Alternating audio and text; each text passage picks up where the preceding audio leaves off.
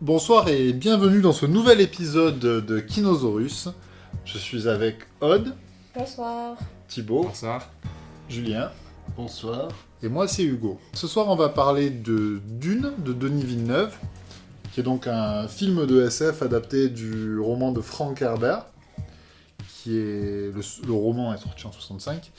Et donc là c'est la deuxième partie du premier tome de l'adaptation. Donc on va spoiler, on va dire plein de choses et sur le premier film et sur le second. Donc voilà, soyez prêts. Donc qu'est-ce qui se passe dans Dune ? Dans 23 000 ans à peu près, Paul Atreides est un jeune noble de la maison des Atreides. Il est donc envoyé sur Arrakis pour mettre de l'ordre là-bas, sur la volonté de l'empereur. Mais ça ne se passe pas comme prévu parce que les Harkonnen, c'est grosso modo les méchants, en fait, avait fait un complot avec l'empereur pour éradiquer la maison Atréide et garder comme ça le contrôle de l'épice, parce que celui qui contrôle l'épice contrôle l'univers, et celui qui contrôle Dune contrôle l'épice. Donc ça, c'est grosso modo ce qui se passe dans le premier film. Donc, pour commencer, qu'est-ce que vous avez pensé du film, peut-être chacun ? Vas-y. Allez, Je commence. Bah ouais. Je l'ai bien aimé, le 2. Alors, Dune, quand on était... Bon, du coup, je vais faire le parallèle avec le 1. Quand on était allé voir le 1, quand il est sorti, je savais pas du tout à quoi m'attendre. Je m'étais pas du tout renseignée. J'avais vu ni la bande-annonce, ni le livre, ni quoi que ce soit. Et je m'attendais pas du tout à ça, à l'époque. Donc, le côté très froid, très clinique en fait du film et de l'histoire aussi, parce que bon, tout le 1 est quand même assez dramatique, ça m'avait un peu surprise. Je pense que c'est peut-être parce que je sais plus quand c'est qu'il est sorti exactement, mais 2021. 2021, Ouais. voilà. Moi j'étais dans une période un peu déprimante, et donc en fait le film en lui-même, l'arc est assez déprimant, et du coup ça m'avait laissé un peu, ça m'avait pas plus que ça quoi. J'étais sortie, je m'étais dit bon bah c'est super, tout le monde qui est on peut spoiler du coup. Ah oui. Il y a tout le monde qui est mort, enfin voilà, je veux dire, il reste quasiment plus que Paul et sa mère. L'histoire m'avait un peu laissé, j'étais un peu triste, surtout on va dire. Et c'est vrai que du coup, je l'ai revu juste avant de voir le 2. Et je l'ai revu avec cette, je savais, cette perspective-là. Et c'est vrai que du coup, j'ai plus pu apprécier quand même je pense ce qu'avait voulu faire Denis Villeneuve. Donc en fait, parce que voilà, c'était son propos artistique de faire cet univers très froid, on n'a pas du tout envie d'habiter. Alors qu'en général, moi j'aime bien les univers de science-fiction, j'ai pas envie d'y habiter. Là, pas du tout. Et donc j'ai plus pu apprécier le côté esthétique, et donc ça fait que je pense que j'ai plus apprécié le 2 aussi, cette fois-ci, puisqu'en revoyant le 1, je me suis dit oui, c'est vrai qu'il est quand même très beau. Il est quand même bien fait, la photographie est vraiment très belle. Et donc bon, dans cette continuité-là, j'ai plus pu apprécier la mise en scène. Et au niveau de l'histoire, c'est vrai que c'est un peu plus satisfaisant aussi, parce que bon, il y a quand même une certaine revanche qui est prise par Paul. On voit enfin Zendaya, parce que je me souviens que dans la promo du 1, je m'attendais beaucoup à la voir et j'en avais pas du tout vu. Donc voilà, je trouvais quand même que leur histoire marchait assez bien. L'univers était plutôt bien présenté, donc bon, j'étais assez satisfaite de le voir ce coup-ci. Donc voilà, je pense que je l'ai un peu préféré, mais c'est aussi de mon expérience générale avec le recul que j'ai pris sur le film. Voilà. C'est beau ? Ah, très bien. Moi j'entendais pas forcément beaucoup ce film après avoir vu le 1. Du coup, je l'avais vu 2 fois un peu d'affilée au cinéma. Donc après j'avais un peu lâché le film que j'avais vraiment beaucoup aimé. Je l'avais vu dans de bonnes conditions. Et j'attendais depuis un moment un film de SF qui vaille le coup, avec une bonne histoire. Du coup, une adaptation de ce film aussi qui avait été faite par Lynch. Plus rien depuis les années 80. Donc, en voyant celui-là, j'ai été vraiment content. Donc, surtout, ce que je retiens, ça va être la scène d'ouverture, qui m'a vraiment scotché. Et le son aussi, qui a vraiment transporté dans l'univers. Au niveau de la réalisation de Villeneuve, j'ai surtout préféré du coup la scène d'ouverture en termes de colorimétrie. J'attendais plus quelque chose dans ces tons-là, donc assez orangé, qui faisait plus penser au Lynch en fait, donc le premier film. Mais je regrette un peu le choix de la palette et de certains plans qui sont souvent trop serrés avec une focale qui se focalise surtout sur le sujet avec du flou arrière. Ouais, voilà, un gros plan du flou arrière et du flou avant qui se centre surtout sur le sujet. Bien que, donc ce que j'avais aimé déjà dans le premier film, c'est l'esthétique que Villeneuve a pris pour les vaisseaux, le peuple, enfin les différents peuples, surtout les Atreides et les Harkonnen, donc qui est une planète où il n'y a pas de soleil dans le livre, ce qui n'est pas forcément dit dans le film, il me semble que c'est pas mentionné. Donc il a pris le choix de faire du noir et blanc saturé, que j'ai trouvé très réussi. Il y a un peu, on le comprend un petit peu, j'ai trouvé avec la scène noir et blanc, il y a des moments où on voit que la lumière elle est étrange. Après non, je suis sorti de la séance plutôt content, mais j'ai quand même un peu des reproches à faire sur certaines choses, mais je te laisse nous dire ce que tu as apprécié. Julien, on pourra peut-être y revenir dessus après. Ou pas. Si tu as aimé le film, c'est déjà. Moi j'ai passé un bon moment. Genre, j'ai pas vu passer les 2h45. Donc ça c'est plutôt un bon point. Ouais. Je me suis pas fait chier. Donc vraiment. Déjà ça. Par contre, j'ai le même reproche à faire que je faisais pour le 1. C'est que ça manque d'émotion, quoi. Enfin moi en tout cas j'ai ressenti zéro émotion. Je trouve que c'est trop mécanique. Il y a un truc qui fonctionne pas. Par contre, effectivement, le son, la photo, tout ça, c'est la direction artistique et tout, elle est nickel, je trouve. Et elle te transporte vraiment dans le film. Mais c'est au niveau du scénar, quoi, que je trouve, et la mise en scène de Villeneuve, qui pour le coup et c'est pas la bonne mise en scène qu'il faut pour ce film, je pense. C'est la résolution du film et là où ça s'arrête que tu as au niveau de l'histoire que tu n'as pas vraiment apprécié, parce que du coup on l'a pas mentionné, mais il s'arrête donc à la fin. On n'a pas raconté l'histoire du premier livre, non du coup.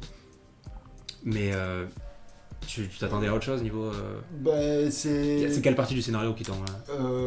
C'est tous les aspects qui devraient être émotionnels. Déjà, en premier, l'histoire d'amour. Tu as dit que tu trouvais que ça marchait.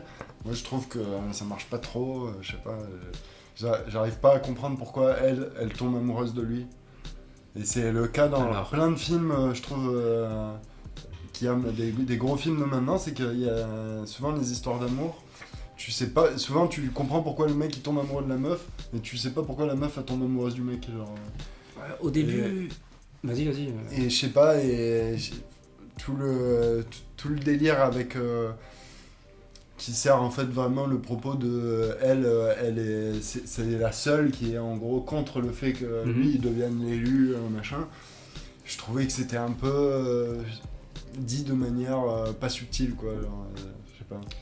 Genre à la fin elle part en boudin comme ça. Oui, on va raconter peut-être plus l'histoire, mais en fait je trouve que c'est surtout que ce qu'elle voit à travers lui, c'est qu'il est humble et il la touche, je pense, par rapport à ses propos qu'il a sur le fait qu'il comprenne le peuple des Fremen et qui rejette un peu, qui veut devenir l'élu de cette prophétie auquel il ne croit pas et que sa mère lui a plus ou moins inculqué. Mais ça va être surtout il va beaucoup de vision. D'ailleurs, il a beaucoup de vision. Pour rebondir là-dessus, je trouve que c'est flashback / vision. Au niveau de la réalisation, c'est pas du tout ce que j'ai préféré dans le film et qui ça aurait pu être beaucoup mieux. On dirait un peu par moments des pubs pour parfum, ce genre de choses. Ça m'a fait un peu penser à ça. Ça, c'est un problème, je trouve. Et oui, c'est plus dur. Zendaya elles sont trop beaux. Il y a Johnny Depp avec une pelle. Timothée Chalamet, il est trop beau. Oui. Ils sont là dans le désert, éclairés en doré, comme ça. Non, oui, je pense tu que dis, la peau non, n'est pas aussi j'avais douce, envie qu'il soit un peu. ne paraît pas là, aussi c'est la guerre, douce, tu en vois, tout cas. il faut qu'il soit sale, qu'ils aient de la terre sur le visage et tout. Mais même la Ouais. vision de sa mère qu'il voit avec le genre d'apocalypse, ça manquait, ça aurait pu être fait de meilleure façon, je trouve. Ça te sortait un peu du film. Et je voulais peut-être raconter un peu l'histoire, Hugo, nous donner des détails. Je trouve que moi j'ai vraiment beaucoup apprécié et j'avais fait le même reproche que toi au 1 Julien sur le fait que le film était assez froid et assez qu'il y avait peu d'émotions. Et là, en revoyant les deux l'un après l'autre, parce qu'on a vu, on les a vus quasiment à la suite, là, le 1 puis le 2, moi je l'avais pas revu. Ben, je pense que je comprends un peu comment il voit les relations humaines. Et en fait, j'ai compris mieux le personnage de Jessica, donc de la mère de Paul, qui est jouée par... Rebecca Ferguson. c'est ça, qui est dans Silo aussi. D'accord. Et en fait, c'était un peu maladroit, mais le fait qu'elle soit aussi à la fois sorcière du Bene Gesserit et la maman, quoi, le personnage de la maman, ça faisait qu'elle elle alternait justement entre ces deux rôles-là de façon bizarre. Mais en fait, le film joue là-dessus, en fait. Il joue sur le fait qu'il y a des moments où elle est justement très badass et elle est dans son rôle de Bene Gesserit, quoi. Et il y a des moments où elle est dans le rôle de mère vis-à-vis de Paul et où elle est plus... La femme du duc d'Atreides, quoi. Ouais, la femme de Leto et voilà, d'être aussi un peu, des fois dépassée par les événements et ces trucs-là. Et il y avait vraiment la dualité parce qu'elle a ces deux rôles-là dans l'histoire.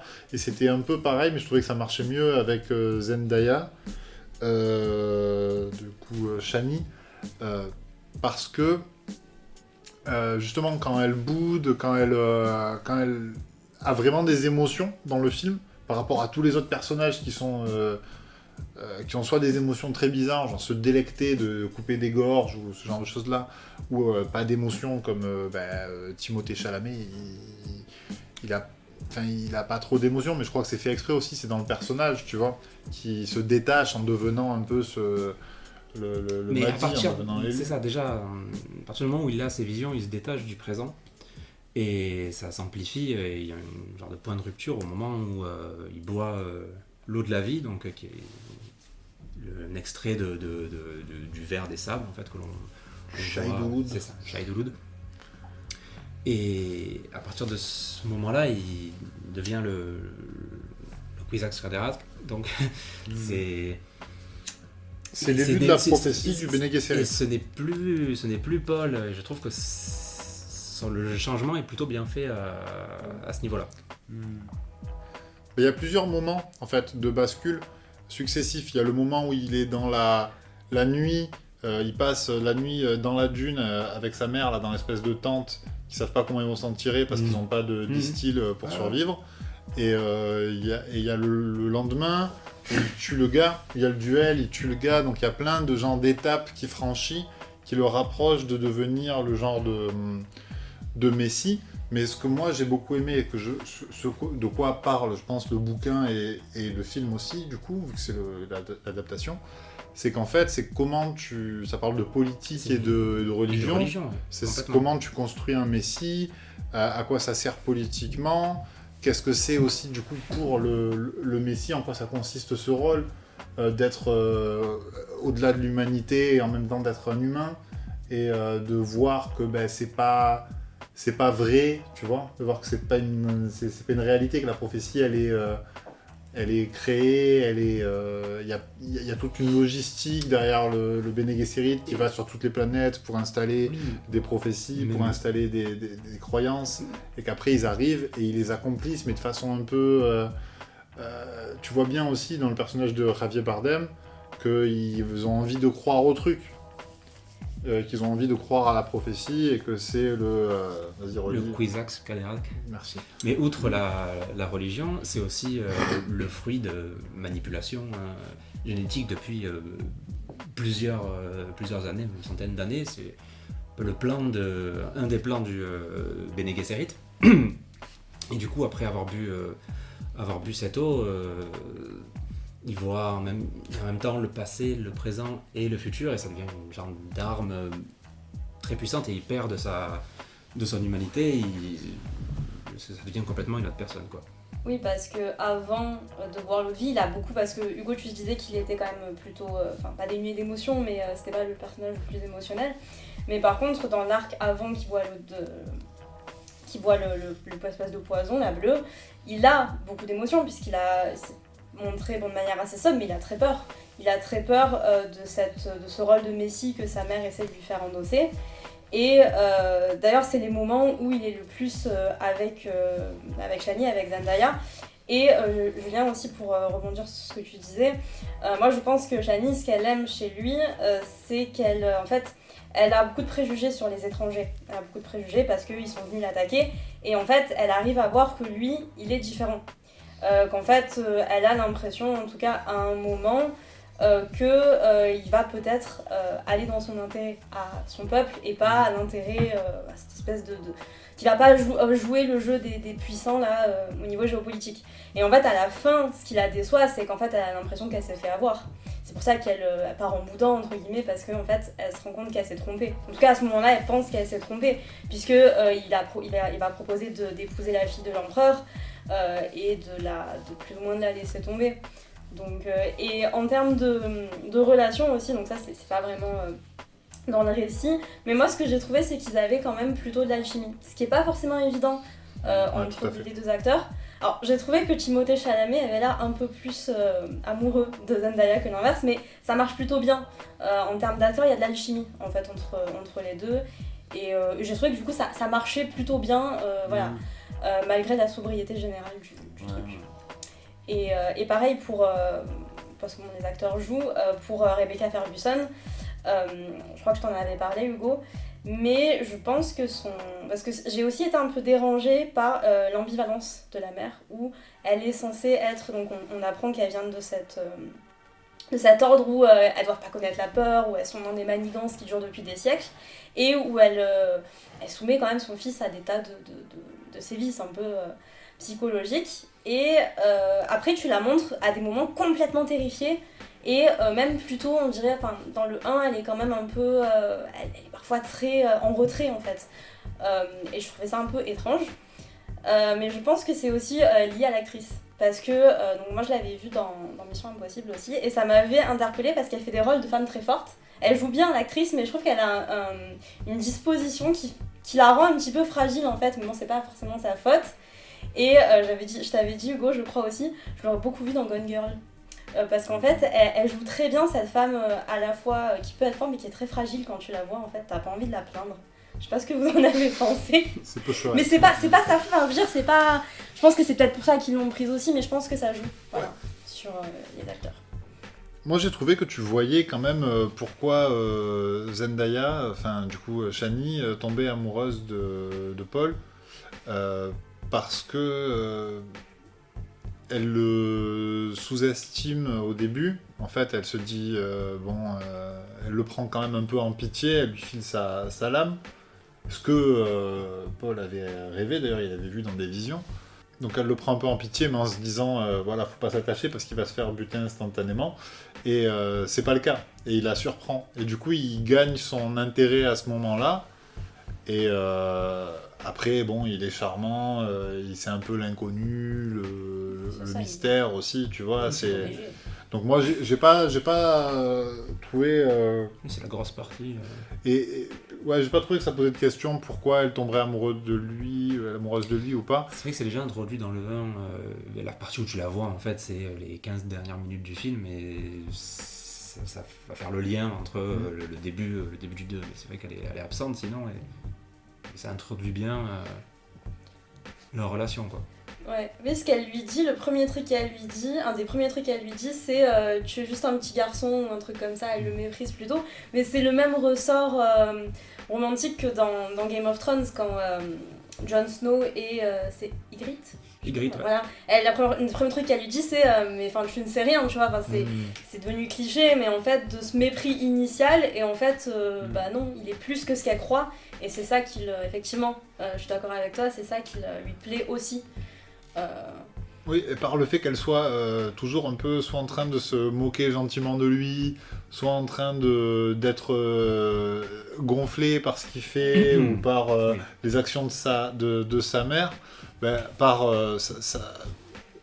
ça montre en fait son attachement à lui, tu vois, tu le comprends quand même pas par des gestes d'affection, c'est pas forcément très sain, mais tu le comprends par ses peurs et par sa façon de réagir à la situation, à chaque fois, j'ai trouvé.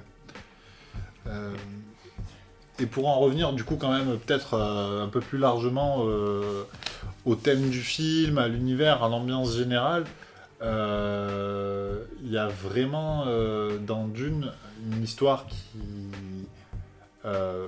qui est celui de la libération d'un peuple, des Fremen, sur la planète Arrakis, qui est Dune, que les Harkonnen appellent Dune, et qui du coup sont exploités pour leurs ressources par les Harkonnen et par l'Empire.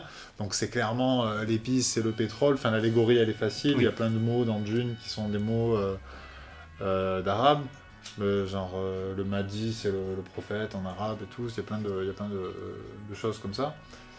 Et il y a des choses qui n'y sont pas, qui sont dans le bouquin et qui du coup ne sont pas retrouvées dans le film, parce que justement ce serait peut-être un peu trop chelou et par exemple l'allégorie serait trop forte. Le djihad butlérien. Le djihad, oui. Parce qu'en fait ils en sont là, il n'y a plus de djihad dans l'univers de Dune, parce qu'il y a eu le djihad butlérien avant. Butlérien ? Ouais, butlérien, parce que c'était, je sais pas qui, c'était une femme, Butler, qui a mené ce djihad pour éradiquer les machines pensantes. Et ce qui est fou dans Dune, et que j'ai appris, et qui sera peut-être une surprise, c'est qu'en France, il y a eu une traduction de Dune disponible avant d'avoir une traduction du Seigneur des Anneaux. D'accord. Donc les gens, ils pouvaient lire Dune, enfin les Français, ils ont découvert Dune en fait avant le Seigneur des Anneaux. C'est plus en termes de construction d'univers, ça a été écrit 10 ans après, je crois que c'est 55, le Seigneur des Anneaux. D'accord. Et 65, le bouquin de Dune. Mais en France, ça a été publié Dune en 70 et le Seigneur des Anneaux en 75. Donc ça veut dire que les Français, ils ont découvert Dune avant, et c'était peut-être une référence en termes d'univers vachement construit, importante culturellement pour les Français. Enfin, moi, je sais que mon père, il me parlait de Dune quand j'étais petit. Ouais, moi aussi. Voilà. Donc il avait lu le bouquin. Et puis même, il devait y avoir une adaptation de Dune qui était plus ou moins un projet de producteur français, de Philippe Seydoux, je crois que c'est Philippe. C'est ça. Et qui est donc le père de Léa Seydoux, qui est dans Dune. Oui. Donc il y a quand même un lien indirect avec une sœur Bene Gesserit. Ouais. Ouais, qui est cool d'ailleurs, son personnage qui va séduire. Une ou deux scènes. Oh, un peu. Peut-être un peu plus quand même. Elle va envoyée, séduire, tu sais, tôt. Fade Rota. Ouais. Ouais, elle va l'évaluer. Elle parle. Et oui, elle assiste à la scène de genre de Colisée. Et après, elle va lui parler pour lui soumettre à l'épreuve de la boîte. Après, elle va rendre des comptes et tout aussi. Et c'est là qu'on apprend que les Bene Gesserit engendrent plus ou moins la descendance de guerriers qu'elles estiment puissants, de grandes maisons, et en général ce sont que des filles qui deviennent elles-mêmes des Bene Gesserit. Okay. Mais oui, pour en revenir aux Fremen dont tu parlais tout à l'heure, je trouve que ce qu'on découvre un peu à la fin du film, parce qu'on peut se dire que lors de la bataille finale, il y a quand même l'armée Sardaukhan qui est montrée comme très puissante, qui appartient à l'empereur, et les Harkonnen, qui sont quand même très nombreux et qui ont une force de frappe conséquente, mais que l'on voit qu'ils n'évoluent pas très bien dans le monde d'Arrakis. Et on peut se dire qu'ils pourraient être de taille contre les Fremen qui sont des armes rudimentaires Mais ce qui se retourne, c'est le fait qu'au final, de tout ce qu'ils ont vécu et de toute l'expérience qu'ils ont dans ce désert, ils se font plus ou moins rouler dessus en fait à la fin. Et moi je trouve que ce retournement est assez bien montré. En tout cas la puissance des Fremen, même si j'aurais aimé que la scène soit, on va dire, un peu plus épique au niveau de la bataille de fin que je trouve est un peu coupée et mise hors champ en termes de montage, voilà, pour accéder directement à la scène un peu clé où Paul arrive avec l'armée, mais comme on disait tout à l'heure, c'est surtout axé sur la politique et la religion, donc cette scène devait être là et montrée de cette manière plutôt qu'axer tout sur le combat. Je pense qu'il a voulu le tourner comme ça. Parce que j'ai pas trouvé les scènes de bataille excellentes, alors qu'on aurait pu s'attendre à quelque chose comme... moi, quand j'ai vu que je savais qu'il allait avoir cette scène et ce combat final, je m'attendais peut-être à quelque chose du type Seigneur des Anneaux en termes d'armée contre armée, et au final... Il n'est pas dans l'action, Villeneuve. Non, il n'est clairement pas dans l'action. C'est un anti-sensationnel. Ouais. Alors que mais moi, je trouve la scène d'ouverture est une très très bonne scène d'action, par contre, pour le coup, je trouve, lente, mais avec les... Il y a la scène avec le ver des sables. Ouais. La scène où il chevauche le ver des sables, qui est une vraie scène d'action bien, qui fonctionne dans le film. Moi j'ai trouvé. Mais Alors, sinon, oui, elle est très bien filmée. Les bruitages sont. Moi j'étais vraiment dedans, quoi, mais je trouve qu'il manque un peu d'épique là-dedans. En fait, je trouve qu'il fait ce qu'on attend de lui, et il n'y a pas grande... je ressens pas la scène comme quelque chose d'extraordinaire qu'il a accompli, alors qu'il clairement il monte sur le verre. Et il n'y a jamais de moment où il est en galère trop, Paul. Alors, il est toujours bien quand même. C'est vrai qu'il est jamais vraiment arrive en galère. Très vite à se faire à cette vie-là dans le désert, et au vu ses coutumes du coup des Fremen. mais on voit qu'il les a potassés, qu'il a parlé avec Duncan de comment ça se passait chez eux, tu vois. Il connaît à la fois les coutumes, et ils disent en même temps que dans la prophétie, il devra connaître les coutumes comme s'il était des nôtres, mais en fait on voit que c'est un truc qu'il prépare à l'avance, en fait. Que c'est un truc qui s'entraîne à apprendre les us et les coutumes des Fremen, et que donc il accomplit la prophétie, mais c'est pas inné, c'est quelque chose qu'il a fait parce que c'était censé être, parce que son père lui a dit fais ça, ou sa mère lui a dit fais ça. Oui, puis même sur place, il est aidé. Quand il fait la première nuit qu'il est censé passer seul dans le désert, il est aidé par Chani. Donc je pense qu'il y a aussi le fait qu'en fait ils sont tous très impressionnés parce que c'est quelqu'un qui est hors planète normalement, qui est censé avoir du mal à s'intégrer, donc dès qu'il fait quelque chose ils sont aussi très... ils ont aussi ce filtre de vouloir croire que c'est le Messie, et donc ils sont très vite aussi amenés à interpréter tout ce qu'il fait, qui sont parfois anodins comme des succès. Ouais, puis par rapport au Harkonnen, il est sympa comme étranger aussi. Bah oui. Il y a ça qui joue, quoi. Il est plus... genre on arrive à lui parler, quoi. Effectivement, ouais. Plus loquace, ouais. Oui. Mais bon, la barre est basse. Mais sinon, pour en revenir à la mise en scène de Denis Villeneuve, je trouve que... déjà, voilà, moi qui ai trouvé qu'il n'y ait pas d'émotion, j'ai l'impression que pour lui, l'émotion, ça veut dire juste, en fait, filmer... Timothée Chalamet en un méga gros plan, genre ses sourcils, il touche le bord cadre haut, et ses lèvres inférieures, le bord cadre bas, tu vois. Au moins, tu sais que s'il y a une émotion, tu l'as, quoi. Voilà. Là, tu loupes rien. Si tu le vois en IMAX, j'imagine encore plus. Et l'action, c'est... En fait, moi, ce que j'ai aimé dans le film, c'est le côté épique. Mais pour lui, l'action, ça veut dire filmer un mec qui court sur une dune en plein large avec 14 000 explosions derrière lui. Et après, il coupe, en fait. Il y a pas, il rentre jamais dans le vif du sujet. Il y a 2-3 scènes comme ça, effectivement. Et c'est pareil pour les batailles qu'on dit. En fait, on voit le début des batailles, tac, et après il coupe. Mais il rentre jamais dans le... En fait, il rentre jamais dans le truc. Il va jamais toucher le truc du... Ça reste trop classique. Et c'est ce qu'il voulait, non, je pense. C'était son propos, c'est qu'il voulait faire un film de science-fiction qui soit très contemplatif.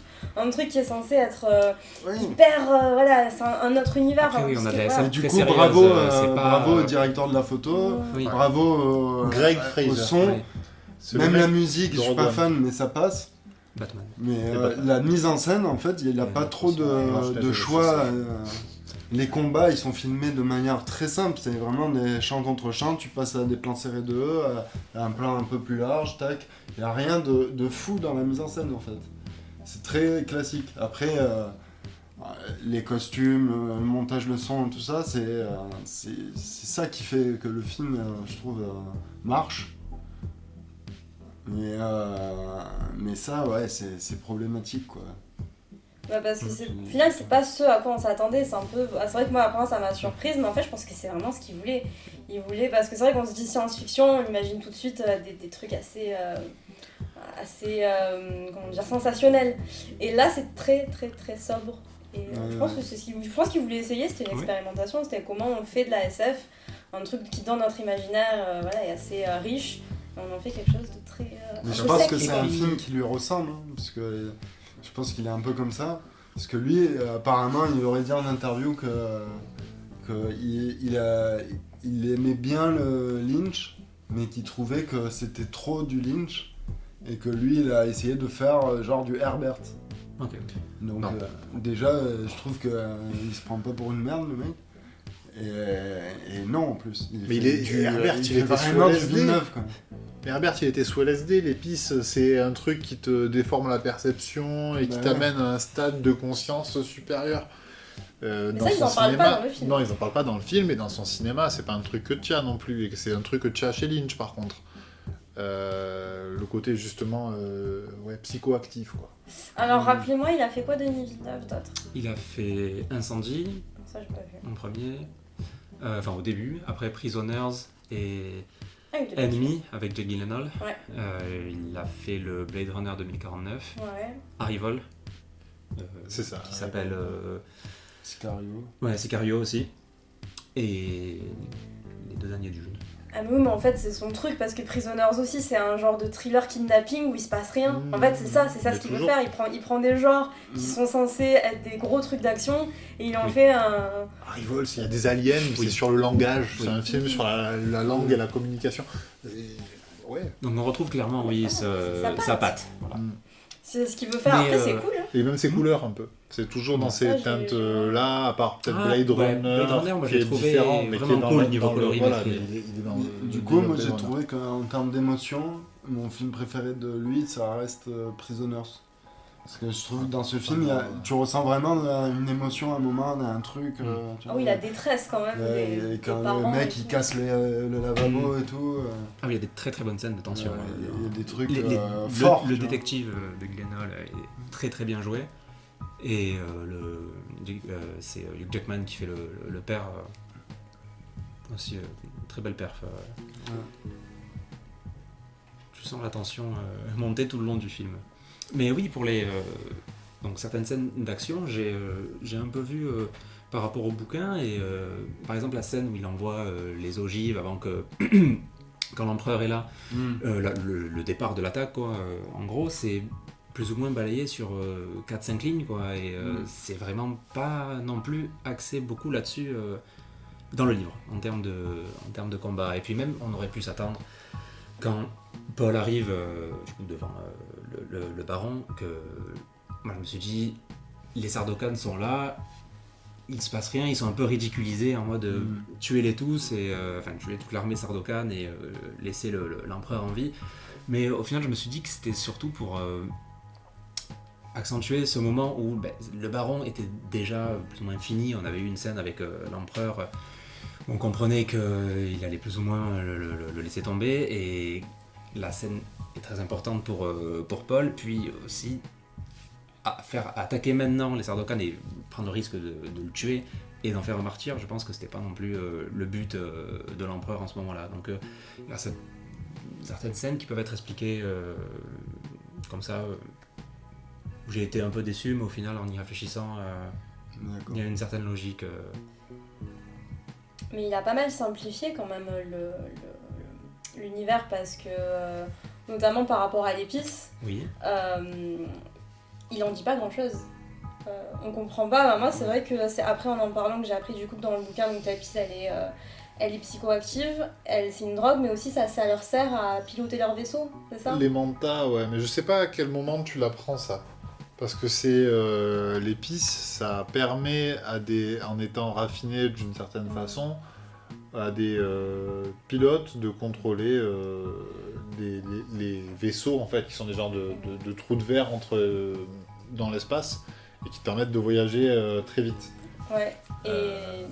Enfin, moi, c'est vrai qu'au tout début du 2, ils disent que celui qui contrôle l'épice, c'est celui qui contrôle le monde, et je comprenais pas pourquoi. Je comprenais pas, je voyais qu'il y avait de l'argent, hein, mais je comprenais pas pourquoi c'était aussi important de la contrôler. Et en fait, donc, c'est en discutant après que j'ai appris que dans le bouquin, c'est quand même un enjeu très important.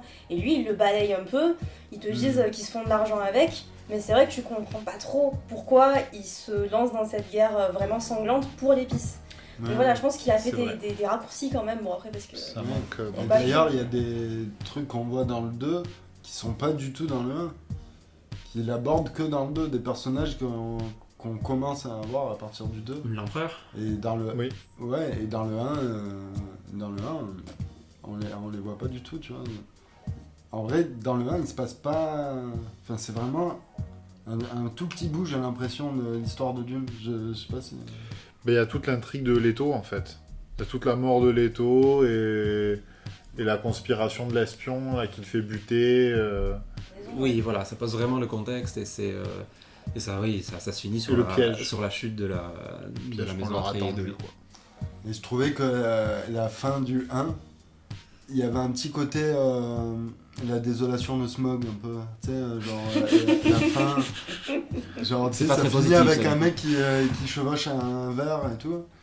Il te montre ça en mode ouais, tu verras dans le 2, ils vont chevaucher des verres. Ils nous ont fait pareil avec Anna Taylor-Joy là. Ils nous ont fait le teasing, genre il y a un plan, c'est je suis ta sœur, je suis Anna Taylor-Joy. Qui est entièrement là dans le livre et du coup dans le film de Lynch, qui est un personnage à part entière et qui est déjà né. Comment s'appelle la fille Alia, il me semble. Ouais, Oui, il me semble que c'est ça, c'est Alia Atreides. Et c'est elle qui tue l'empereur dans le bouquin et lui il a pris le parti du coup de la faire quand même présente vu qu'elle parle à sa mère lorsqu'elle est dans son ventre et qu'on la voit une fois en vision, du coup jouée par Anya Taylor-Joy, mais pendant 2 minutes. Donc effectivement ça fait un peu le même ressenti qu'avec Zendaya 2 minutes, tu à la fin du... J'exagère, ouais. Tu rajoutes 1 minute et 50 secondes, je pense.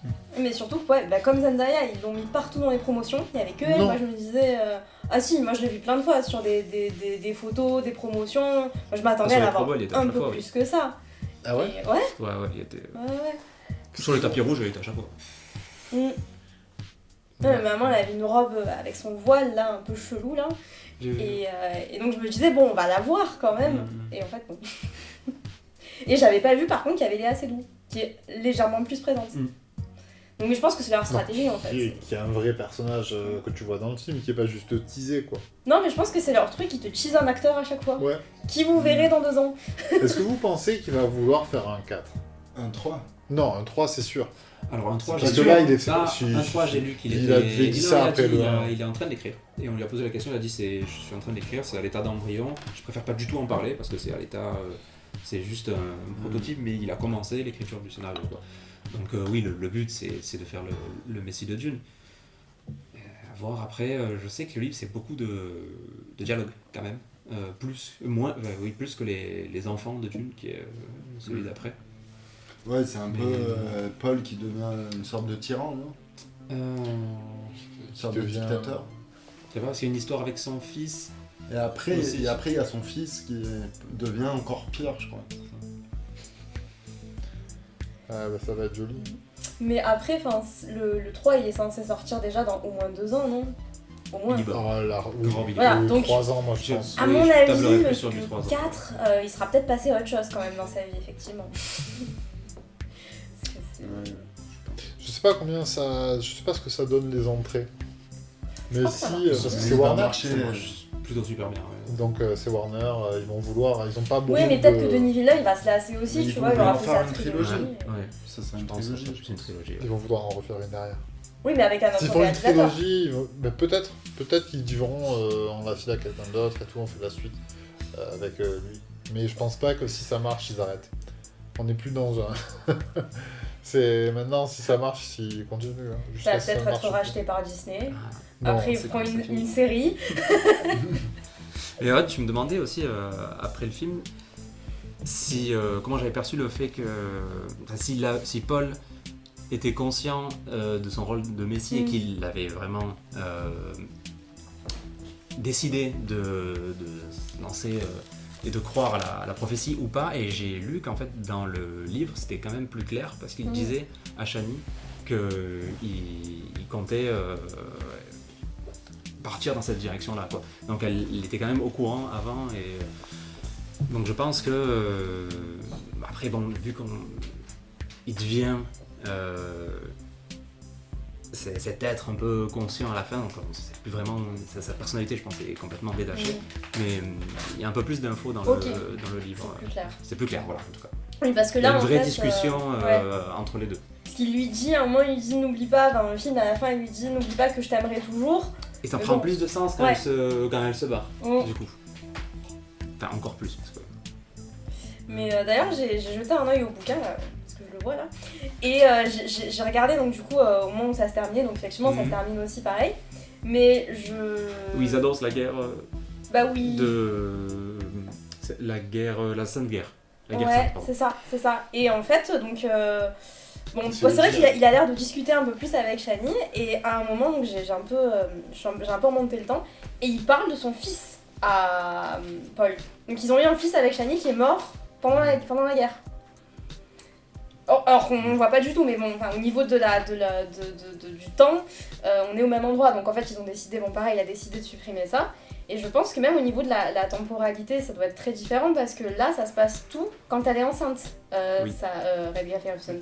Et donc ça dure pas 9 mois. Et donc là, lui, s'il a eu le temps d'avoir un enfant pendant la guerre qui est mort, c'est qu'en fait, la guerre, jusqu'à ce qu'il déclare la Sainte Guerre, se passe sur une durée plus... Beaucoup plus longue. Ouais. Donc voilà. Donc je pense qu'effectivement, dans le bouquin, c'est- on sait plus, parce que... Ouais. C'est vrai qu'à la fin, on est un peu confus. Je pense que Chani est beaucoup plus développé et peut-être...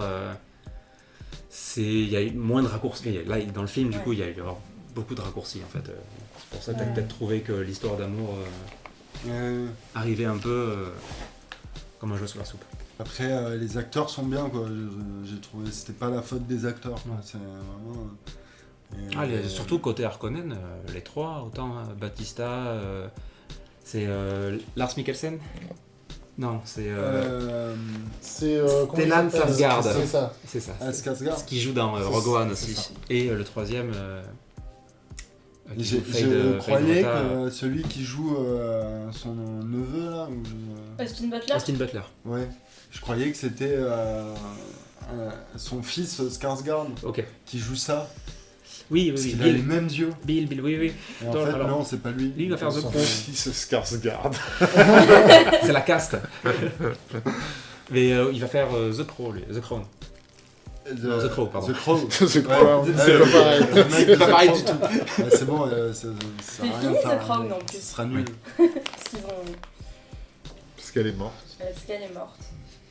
Mais on n'a pas évoqué, mais il y a une série aussi d'une que j'ai pas vue. Mais il paraît que du coup c'est le truc le plus fidèle par rapport au roman en adaptation qu'il y a eu. C'est dans les années 2000. Là. Ouais, il faut qu'on le voit, ça. Après, c'est vrai que le Avant format Dune 3. série, il est peut-être Oui. adapté quand même Oui. à Dune. Je pense, plus mais que vraiment, ouais, en fait. les Et, films.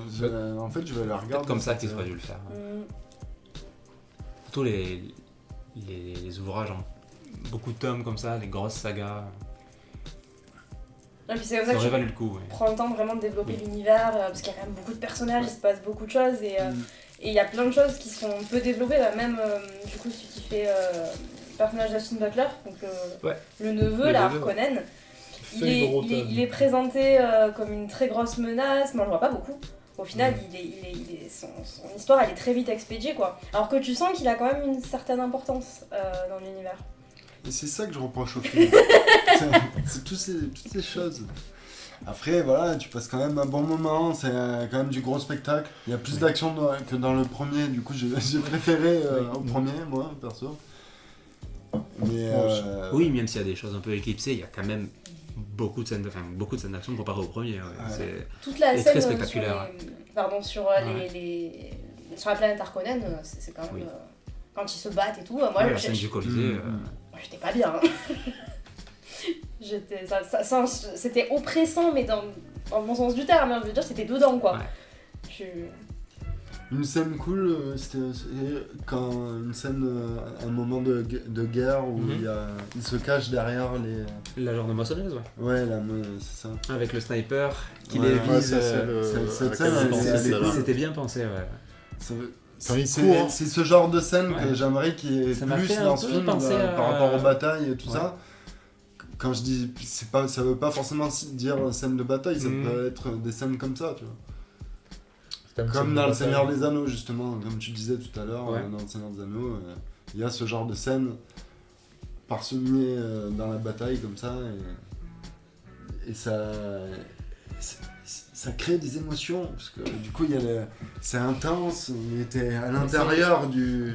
C'est ce que Du je combat, reproche un tu peu vois. aussi à certaines choses, qui sont un peu passées au-dessus, et alors que c'était censé être des scènes épiques, et j'étais juste, bon voilà, il a fait ça, mais Ouais. j'ai pas ressenti le poids en fait, et ça manquait un peu d'aplomb, comme le verre ou... J'ai entendu quelqu'un dire, ouais, le verre, c'est dommage qu'il il reste toujours sur le sol quand il chevauche le verre. Et je crois qu'on les voit plus dans la il version reste de au niveau Lynch. du sol, comme ça, Ah il bah va oui, pas dans y la avoir- plus version de Lynch, surgir ils de- font... Ouais. Mais c'est Villeneuve, il veut pas te mettre du spectaculaire pour te mettre du spectaculaire. S'il peut ne rien mettre, il met rien. C'est vraiment comme ça qu'il fait les Mais films. après, c'est cool. Il met le quand même. moins parce qu'ils étaient bien possible faits quand dans, même, dans tu tous vois, ses les- plans, les- il est minimaliste. Les effets spéciaux, Mais Tout ce qu'il met est bien fait, Vous vouliez mais... le voir plus que ça, le verre, là? Parce qu'il était dégueulasse. Mais là. c'est trop bien. Non, c'est Le bien. sarlac là. Ouais, c'est un genre de sarlac géant. Alors George Lucas, il a tout piqué à Dune, on l'a pas Oui. dit, mais Oui, voilà. oui. Deux planètes Oui. avec deux lunes, il a dit une planète avec deux soleils vendus, du sable partout, c'est Tatooine, c'est Arrakis, et il y a des vers géants, bah c'est pareil.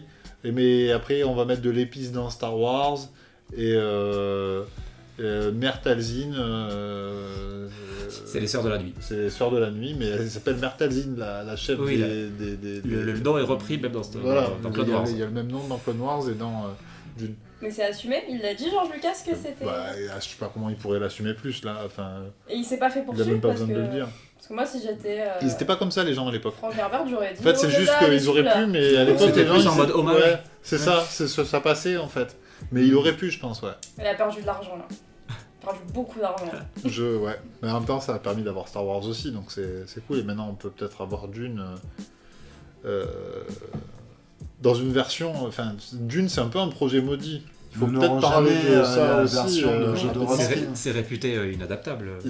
Déjà, le Déjà. bouquin à la base est réputé inadaptable, et il y a eu beaucoup de projets d'adaptation qui ont échoué, notamment un qui est très connu, c'est le film de Jodorowsky sur lequel il y a un documentaire que si vous n'avez pas vu, regardez. C'est incroyable. Ouais, c'est un très très bon documentaire, et on en apprend plus sur un film qui n'existe pas, n'existe mais pas. c'est fou d'imaginer. Et donc ça aurait été un film Dune, avec Dali qui aurait joué l'empereur, avec la musique de Magma et de Pink Et de Floyd. Pink Floyd, Voilà, donc c'est... Non, mais Mick Mick Jagger aussi, il Jagger, adore. enfin, il n'arrivait n'importe pas à quoi. avoir les Pink Floyd. Si, il les a eus, il allait leur parler, il leur a dit pourquoi vous me prenez de haut, vous êtes des Ouais. merdes, je sais pas quoi, Jodorowsky.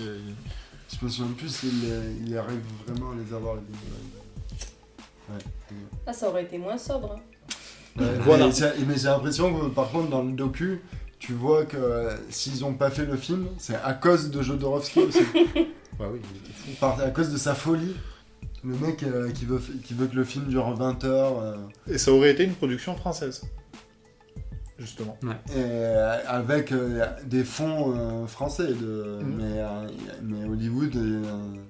Mais c'était Ils- produit ils en avaient- France, il était dans le château, Ils je sais avaient pas besoin quoi. d'Hollywood. Ce qu'ils disent, c'est qu'ils avaient besoin d'Hollywood quand même pour faire le film, parce que c'est un très gros budget quand Bah même. oui. Oui, mais ça Parce empêche que pas de Hollywood tourner a aux- dit non. Quoi. Ah, ouais. Parce que si c'était financé par la région Rhône-Alpes. Ouais, c'était mal barré, ouais. Ah. Bah, c'est un peu ça qui a buté le film, hein. Je crois que c'est que ça coûtait beaucoup trop cher. Pas la En rue même temps, Jean-Renal. Il y a la scène où il raconte, il va voir les producteurs et il dit oui, le film va durer 20 heures, comme ça. Et ils font bah non, ça serait bien que ça dure plus genre 1h30, une heure normale. 1h37 si vous Il voulez. fait quoi? Le mec il s'énerve à la Jodorowsky. Non, le film il va durer 20 heures. Et en fait, ils ont dit bah ok, alors non. En fait, on va pas vous donner des millions parce que vous êtes tarés. Mais surtout qu'à l'époque, les films, c'est vrai que c'était moins long, parce que maintenant, un film de 3 heures, c'est... On a l'habitude, mais c'est vrai que je sais pas quand c'est qui comptait le faire, mais ça devait pas être Les commun. 2-3 Bah, dernières oui. productions de Non, l'année si, ça dernière, existait. c'est du 2h45. Oppenheimer, c'est du 3h de film. Et oui, en moyenne, Ouais. on est sur du 2h30. Donc, Ouais. Non, avant ça existait, mais c'était plus rare, ouais, quoi. c'est beaucoup plus rare. Parce que moi, je me souviens quand King Kong est sorti, Skull Island, il faisait 3 heures. Pour moi, c'était exceptionnel d'aller au Attends. cinéma. Non, c'était pas Skull Island. Bah, Normal. Non, Celui de King Peter Kong, Jackson. King Kong. Peter Jackson. Juste King Oui, Kong. voilà, pardon. C'est Peter Jackson, il fait 3 heures, c'est celui-là. Je me souviens quand je suis allée le voir au cinéma, c'était exceptionnel. J'étais là, mais je vais rester 3 heures dans la salle. Et maintenant, bon, t'es là, c'est normal, quoi. Le Scorsese, il faisait 3h40, Voilà, là, 3h... 40 Non, 3 3 heures, heures. 20, 3 heures. Ah ouais. Il faisait plus de 3h. Il Plus de 3 heures. attaquait C'est ça, peut-être la 3h10, dizaine, ouais. 10-20, je sais pas, il faisait largement plus de 3h. Et d'ailleurs, il y a un bouquin, je savais pas. Killers ouais, of the Flower Moon. je savais pas. Oui, c'est Oui, c'est tiré d'un bouquin. Je savais pas du tout, ouais. Je l'ai- Et ça doit être différent du film. Du coup, Jodorowsky, pour finir la parenthèse Jodorowsky, il a fait du coup une BD après oui. les Métabarons avec Jiménez, Et qui est... Cal. Et L'Incal, il avait D'abord. déjà... Enfin, l'Incal, c'est pas le projet de Dune, en fait. Mais les Métabarons, Mais il y a c'est un une peu- adaptation de Dune. Ah bon? Il y a un peu des trucs dans l'Incal, mais les Métabarons, c'est clairement la même histoire que Dune, quoi. C'est pas la maison Atreides, c'est la caste des Métabarons, et puis après, il y a l'Empereur, voilà, l'analogie, elle est assez simple, il n'y a pas... je crois, comment elle s'appelle? L'épiphyte. Voilà, enfin, c'est pas compliqué, mais c'est Ils Dune vont sur aussi, une et c'est la planète, ça version... commence, ils vont sur une planète pour extraire des blocs d'épiphyte. d'épiphytes, voilà, donc bon. Ouais, et qui permettent de l'éviter et tout. Il n'y a pas le côté non plus psychoactif, mais ça permet d'avoir quand même peut-être une idée de ce qu'il aurait fait aussi s'il avait fait Dune, en plus du docu. Donc voilà, ça je recommande, c'est Du très coup, bien. La pareil. caste, hein, pas juste Métabaron. Oui, la Métabaron, caste des Métabarons. c'est une autre série de BD, mais c'est pas ouf. Et tu Mais parlais ça- du coup de Star Wars. Du coup, je repense à la scène de la reine qui est du coup forcément dans les bouquins et qui a été très très bien réussie, je trouve. Et ça m'a fait penser à donc l'attaque des clones, clairement une scène aussi dans une arène avec Obi-Wan, Anakin et Padmé. Donc possiblement l'inspiration viendrait de là. Maintenant que tu le dis. Ouais, il y en a pas mal, je pense, d'inspiration de Lucas dans Dune, quoi. Et ce que je voulais dire aussi de Jodorowsky, c'est ce qu'ils disent dans le docu, c'est que le projet, du coup, il a quand même servi à d'autres projets derrière lui, genre Alien, par exemple, parce qu'il y avait Giger qui était sur le projet Dune, Jodorowsky, et qui a du coup dû transposer Ouais. un peu de ses travaux sur Alien. Non, il y a clairement Il y avait des. Dan O'Bannon, Et il y je avait crois. Dan O'Bannon aussi. Et Moebius, mais il qui y a- sont tous les trois Voilà, sur... il y a clairement Il y avait des- Moebius, Dan O'Bannon et Giger. À Mm. Paris, dans une cave, en train de faire des trucs, des croquis, comme ça, comme des Mais fous. les dessins de certains ont été réutilisés pour Alien, de certaines qu'on voit dans le Jodorowsky's Dune. Le genre de temple avec la tête qu'on voit en haut, là, Ouais. c'est clairement Mm, mm. de Dune, quoi. Il l'a mis dans Alien. Ouais, donc c'est un film qui a quand même influencé, même sans exister. C'est un peu ce que tu vois avec la Bible du bouquin qui a pas mal tourné. Et du coup, il y avait aussi la série de la BBC dont on Oui. a parlé. Mm. En adaptation autre. Et tu parles de Giger, mais donc j'y ai pensé clairement pendant les scènes de présentation de l'armée Harkonnen. Mm. Il y a un gros plan où on voit l'armée qui part sur Arrakis certains designs, c'était clairement ça, quoi. C'était clairement du Giga. Ça m'a fait vraiment beaucoup plaisir. Pour le coup, je pense que c'est un truc que j'ai préféré. Le design, même dans le 1, la scène d'introduction des Sardaukans et sur la planète aussi. Du coup, c'est Gideon Prime, la planète des Harkonnen. Avec un genre de rituel, les voix derrière en chœur. Il y avait une super ambiance, quoi. C'est vraiment quelque chose de très réussi, je trouve, esthétiquement dans le film. Attends, la planète des Harkonnen ? Ouais. Non, c'est Jaidi. Ok. Jaidi. Ok. Ce qui ressemble à Jedi aussi en plus. Mais c'est vrai qu'ils en parlent de Gideon Prime, ça me dit Et quelque chose. Gideon Prime, c'est la planète. C'est une autre planète dans Dune, mais faut voir. Ah ouais, non, je sais plus, mais ouais, ça me disait quelque chose. Oh non, On va savoir, je pense, très vite. fais le Google check. House of Harkonnen, non, tu as raison. Homeworld of House of Jedi Prime. C'est ça, Oui, c'est c'est pas pour ça. Gaidi, c'est C'est Jedi. Jedi Prime. On avait tous les deux raison. Jedi, J-O-D-I, comme Jedi. G-I-E-D-I. G-I-E-D-I, ok, pas comme, ouais. Ouais, ça ressemble quand même un peu à Jedi, mais bon. Ça se dit Guidei, J-D-I. Jedi, je crois. Ah oui, ouais, c'est pareil. Ah ouais, il y a Usul aussi, du coup, encore. Deuxième film de SF avec Usul, Ah quand bon même. Dans la VF Dans la VF, ça doit être drôle hein, quand il doit dire son nom. Non, je pense Tu qu'il dit t'appelles Usul. Usul. Je pense qu'il dit Usul. Ah, Mais, Oui, mais quand il- c'est de là qu'il tire son nom. Ah. Ouais. Ah oui, d'accord. Alors, moi, je pouvais pas m'empêcher de voir ouais. sa tête. À Usul, à chaque fois Ouais, qu'il c'est drôle. disait son nom. Je le voyais dans son émission politique, là, en train de dire tous des fachos. Je pouvais pas m'en empêcher. Donc il choisit le nom de youtubeur et d'une petite souris du désert. Voilà. C'est pas mal. Parce que bien sûr que c'est en hommage à Usul, le youtubeur qui a Bien choisi sûr. son nom. Ah, bien sûr, je pense. Elle est mignonne, la petite souris, d'ailleurs. Par contre, on les voit beaucoup plus et elles Ouais. ont un plus gros rôle aussi dans les bouquins. Ah bon apparemment. Ouais. C'est... Tu comprends vraiment pourquoi il donne le nom de... D'accord. Il prend ça comme surnom, quoi. Oui, parce que là, tu la vois à Elle est- deux moments. Elle est une fois c'est dans le mignon, 1 et ouais. deux fois dans le 2, et puis voilà, quoi. En fait, ça te fait te poser plein de questions sur le lore de Dune, je trouve, ces films, parce qu'il du coup, il te l'explique pas, le lore. Il y a aucun moment où il y a un ça te personnage donne qui envie arrive et qui t'intéresser, te- ouais. voilà. C'est- Et ça te rend curieux, et du coup, j'ai vu que elle récupérait la condensation sur leurs oreilles. D'accord.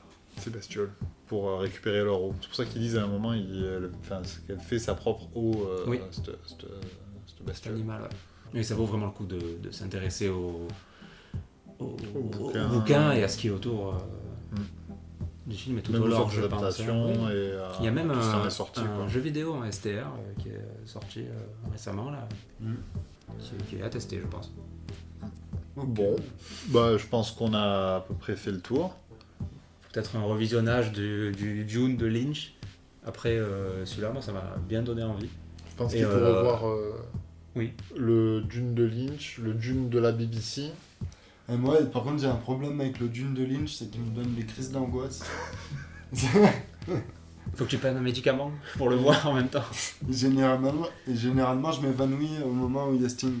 Ah, Ça Non, pique un mais, peu les yeux, ouais. Ouais, Son c'est slip. après, je l'avais vu peut-être jeune, et peut-être il faut que je le revoie adulte, mais... Moi, c'est l'inverse, je l'ai vu. Après, du coup, il m'a pas vraiment marqué. Mais ce que j'ai vraiment retenu par rapport à celui-là, c'est la planète avec les tons orange qui est au tout début du film et qui reste pas tout le long. Et j'ai vraiment préféré cette ambiance-là pour. C'était plus original, donc là, on dirait, ouais, un peu par moment, genre de Tatooine un peu fade, quoi. C'est un peu dommage parce que certains passages, la lumière est très bien gérée, et à certains passages, je trouve que. le Pas Lynch, du tout. il a plein de couleurs, Ouais. il est vraiment baroque, il y a Ouais. plein de choses, il y a le baron Harkonnen, il a Peut-être- plein de tuyaux. Ouais, peut-être pas à ce point, tu vois, mais. C'est plus fun. Ouais. En tout cas. C'est peut-être un moins bon film. Dans l'absolu, c'est quand même pas ouf le Lynch, mais il est plus rigolo, quoi. Avec le Sting en slip, c'est sûr que oui, c'est plus marrant. On peut se quitter sur le slip de Ouais, de Sting allez, de cette façon.